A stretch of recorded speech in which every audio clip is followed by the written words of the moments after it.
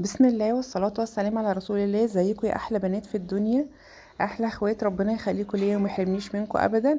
النهارده هنعمل اكله اقتصاديه جدا جدا جدا جدا. هنعمل ايه؟ هنعمل رز بالشعريه وهنعمل معاها بسله بس، من غير اي لحوم، من غير اي فراخ، من غير اي حاجه خالص، وطعمها زي السكر.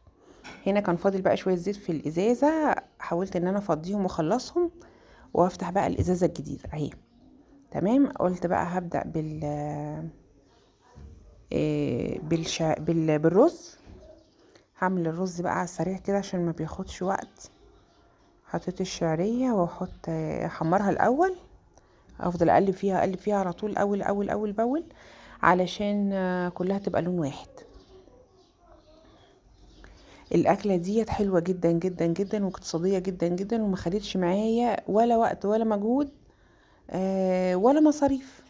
يعني هو البسله والجزر، جبت البسله كان الكيلو ب30 جنيه، والجزر كان الكيلو ب20. جبت نص جزر علشان لما البسلة بتتقشر بتبقى نص، فانا بحط البسلة قد الجزر، فحطيت نص جزر وعلى الكيلو البسلة. يعني بيعمل هو طبعا بعد ما البسلة بتتقشر بتبقى نص كيلو، ما بتبقاش كيلو. يعني انت جايبة كيلو، اعملي حسابك ان هي تبقى نص كيلو. القشر بيبقى قد البسلة بالظبط، فانا بحط قدها جزر. ممكن تقللي ممكن تكتري براحتك خالص، بس انا بحط كده يعني. انا بحب الجزر يبقى ما شاء الله واضح فيها. إيه وايه تاني؟ وجبت كنت جايبه بقى طماطم، كان عندي طماطم، حطيت طماطمتين اتنين بس عشان الصلصه، عملتهم يعني في الخلاط. ضربتهم في الخلاط عشان الصلصه بتاعه البسله وبس، وبصلايه صغيره وكده. يبقى دي الطبخه بتاعه البسله يعني. وهنا عملت بقى الرز زي ما انت عايزه بقى، يعني على قد افراد اسرتك بتعملي الرز. تمام. انا فضلت اقلب فيه لحد ما الشعريه كلها خدت لون واحد، ما تبقاش واحده غامقه واحده فاتحه، عشان كده بقولك دايما ايدك فيها على طول. هنا كنت غاسله الرز بقى وجبته واحطه، هحط الرز كله وهقلب بقى كويس، واحط عليه الملح بتاعه. لازم اقلبه بقى شويه كده علشان لو في اي نقط ميه او حاجه تنشف. لما بينشف كده ما بيعجنش معاكي. هجيب بقى الملح واحط اظبط الملح بتاعه.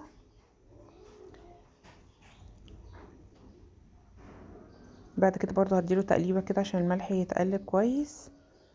افضل اقلب فيه اقلب فيه علشان زي ما قلت لكم الرز يبقى مفلفل كده، ويبقاش معجن ويبقى حلو جدا. لكن لما يبقى فيه ميه وتحطي عليه بقى الميه هيعجن منك. هنا حطيت على طول اهوت الميه وظبطت لها الملح. بعد كده بقى هقفل مش هقفل عليها بعد كده هيغلي واوطي النار عليها وخلاص على كده. هو كده خلاص اهو غلي، اديله تقليبه كده واقوم موطيه النار عليه، بس اسيبه بقى يستوي براحته. كنت عملت بقى البسله خلاص.